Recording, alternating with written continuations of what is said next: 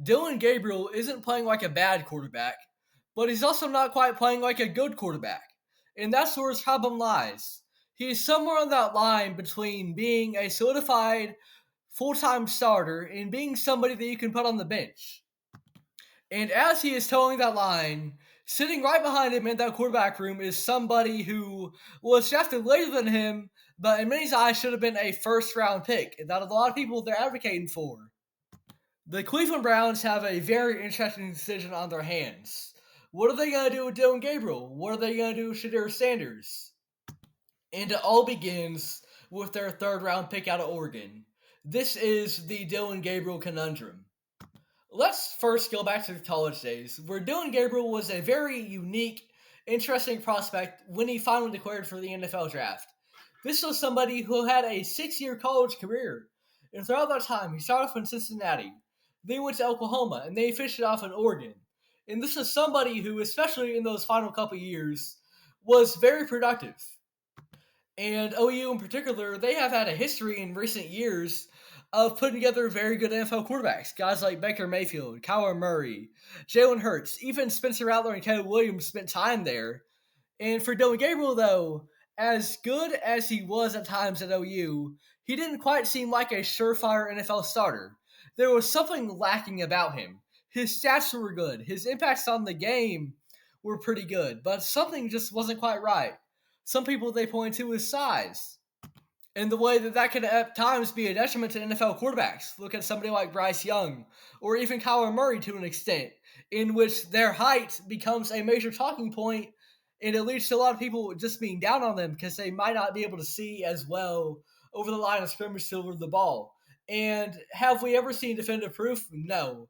But it is something to point out. And for Dillon Gabriel, that was one of kind of his biggest distractors. He didn't quite have the physical tools that other guys did, but still, he was productive. He was effective. And so eventually, in his final year at Oregon, he made a run for the Heisman Award, and he didn't quite win it, but he was in conversations for it. He was unanimously a very good quarterback, and yet we still didn't know what his NFL projection was. He ended up being a third-round pick to the Cleveland Browns, and when that happened, there was somebody else on the board that a lot of people they were wishing Cleveland would have taken. His name was Shedeur Sanders, and Sanders was the antithesis of Dillon Gabriel in college. If Dillon Gabriel was this safe quarterback who might not have wowed the world as a potential NFL prospect for his size, Shedeur Sanders is somebody who put up numbers, but he did it in a manner which both wowed some NFL scouts and detracted some. There had been a lot made of the talent of Shedeur Sanders and the personality of Shedeur Sanders based off what we had seen from him at Colorado. And ultimately, this led to him falling from being a projected early first round pick, maybe even the first overall, all the way down to the 5th round. And the team that ultimately selected him was the same team that selected Dillon Gabriel just 2 rounds earlier. Shedeur Sanders went to that same team, the Cleveland Browns. And now they had 2 almost opposite quarterbacks on their hands. One, you had the quiet, soft-spoken leader who might not wow you, but he was going to be steady. And on the other hand, you have Shedeur Sanders, who is a little bit louder, but at the same time, this is somebody who had a proven track record. He was very productive at Colorado. You might like the ceiling of him more.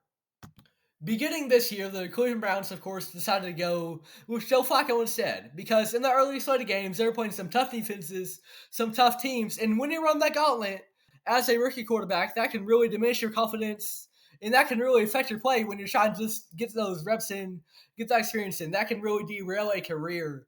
So through that gauntlet, they had Joe Flacco start, the veteran, the calm presence, and he didn't play very well. Eventually, it was time for somebody new to step in. One of these rookies. The Browns needed something else. And they ultimately decided to go with Dillon Gabriel. That is how we get to where we are today. And Dillon Gabriel in his time as a starter for the Browns this year, once again, he has not been bad, but he hasn't quite been good either. He's completed just 58% of his passes, thrown for 869 yards, 7 touchdowns, and 2 interceptions. He's been safe with the ball, but he also hasn't moved it very much downfield. And this is, for my money, one of the most interesting rookie seasons I've seen from a quarterback in recent years. Because typically, when you have a quarterback coming into the NFL, that is a massive adjustment. And with that, there's going to be two responses in most situations. Either they're going to set the world on fire, like a Justin Herbert or Joe Burrow or Baker Mayfield, and just put up big numbers and not only make that adjustment, but look almost better than ever and look like they have the confidence to be a star at the next level, or it's something else where instead what they do is they collapse. They don't respond to that pressure. It's a whole new speed of the game. It's a whole new level of athletes you're playing against, and they can't quite adjust. In that first season, it looks pretty rough. A la Trevor Lawrence, a Zach Wilson. Those are two pretty common scenarios for rookie quarterbacks. And then somewhere there's a little bit of a middle line there. We have somebody like Bo Nix, where it's not quite the most eye-popping numbers, but it's still a pretty good season. Dillon Gabriel, though, hasn't quite been any of that, and I don't quite know what to make of it. He's been safe with the ball, and you don't necessarily see that with a lot of rookie quarterbacks, but at the same time, he has almost been too safe with the ball. And let me tell you what I mean by that. And probably the best example of this right now is the guy that the Browns moved on from in order to start Dillon Gabriel, that being Joe Flacco. Once Flacco was benched, he was ultimately traded to Cincinnati Bengals. In Cincy, they just needed something to get the ball rolling. They needed somebody who was just going to go out there. They weren't worried about ball security, just somebody to put the ball and move it downfield. And that's what Joe Flacco has been. And you're not going to find anybody telling you that Joe Flacco is the best quarterback in the league, but what he has been is productive because he is not afraid. With Dillon Gabriel, though, I think he has been just a little bit too conservative. Almost as though that security that he has with the ball in his hands is not quite coming from a place of confidence, but instead a fear. I don't quite think he's letting the game come to him. And that's something that a lot of athletes will tell you is if you begin to overthink what you're doing, you begin to not quite focus on your mechanics. They get out of rhythm. And all of a sudden, you're not processing things the same way. You have to let the game come to you to an extent. And for Dillon Gabriel right now, we're not seeing a lot of passes down the field. We're seeing just a lot of short throws and truthfully not much else. And right now, for Dillon Gabriel, I think long term, this is somebody who could have a future as an NFL quarterback. I think it's somebody that, when you talk about his confidence maybe not quite being there, somebody who's very aware of his situation, he knows he spent a long time in college. And when that happens, you protect that guy to be pro ready. But at the same time, with his build, his stature, he wasn't quite seen as this surefire NFL prospect. So he's been an anomaly as a prospect. And then going to the NFL, going to the Browns, he's playing alongside a quarterback room of Shedeur Sanders. And so everything he does is going to be under a magnifying glass. People are going to be watching. Shedeur fans are going to be watching and saying, hey, why don't you just give Sanders a chance under any mistake that Dillon Gabriel makes? His weapons also aren't the best. I believe Jerry Jeudy can be a very good NFL wide receiver. I think David Njoku is a solid tight end. But overall, outside of that, you don't really have much there going for him to throw to.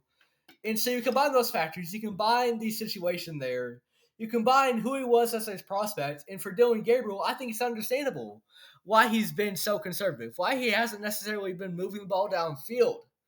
But then that raises the question, what do we do with Dillon Gabriel? And for him, once again, I think this is somebody who long-term could turn out to be an NFL quarterback, in a starting caliber NFL quarterback. As somebody who I think is very aware, is very cautious, is very knowledgeable of the game. But I'm not quite sure that's what the Browns need right now. You see, the Browns are a team where they're the antithesis of a team like the Bengals right now, or the Cowboys, in which those are some squads who have had electric offenses, but their defenses just can't quite get a stop. But for the Browns, their defenses have single-handedly won them games at times this year. And that's simply because the offense can't get much going. If the offense just had a little bit of a spark to it, this could be a very good team. In Dillon Gabriel right now, I don't think he's quite giving you that spark. It's good to be conservative, but I think he's just been a little bit too conservative. And that's understandable. I think long term he could project to be something, but right now, I don't know. You might want to put Shedeur Sanders in there. Because once again, going back to that prospect from Colorado, he was productive, and Dillon Gabriel was productive too. But for Shedeur Sanders, he did it in a manner in which he was very outspoken. He was somebody who was going to beat you, and he was going to let you know about it as well. And maybe, just maybe, that's what the Browns need right now. Because Dillon Gabriel, I just don't know if it's the right fit. He hasn't been bad, but he also hasn't quite been what the Browns need as a quarterback who's going to move the ball down the field at a consistent rate. He's been safe, he's been conservative, but almost too much. Head coach Kevin Stefanski, of course, has shown that he trusts Dillon Gabriel, and I think that is ultimately for good reason. I do like some of the traits that he brings to the table, but right now, looking at the situation of the Browns, looking at how Dillon Gabriel has played this season, I do think there's going to come a point where you do experiment with Shedeur Sanders. And truthfully, for both guys, that might just be the best thing to do. Because throughout the tenure of Dillon Gabriel so far as the start of this season, we know what we're getting from him at this point. He's safe, he's conservative, but he's just lacking that aggression, that little bit of aggression that you need. Whereas Shedeur Sanders, we don't quite know what we're going to see from him in the NFL yet. And so if you start him for just a few games, by the season's end, maybe you'll have an answer of where you want this team to go and who you want leading them to go there. Maybe it works with Sanders, maybe it doesn't, but it's certainly going to be different than it is with Dillon Gabriel right now. And most importantly, it would give you an answer of what to do moving forward. Do you roll with Dillon Gabriel? Is this somebody that you can trust to be your long-term guy? Or do you give the rock to Shedeur Sanders? I think both of them long-term could project to be NFL starters, but right now, you need an answer to the Dillon Gabriel conundrum.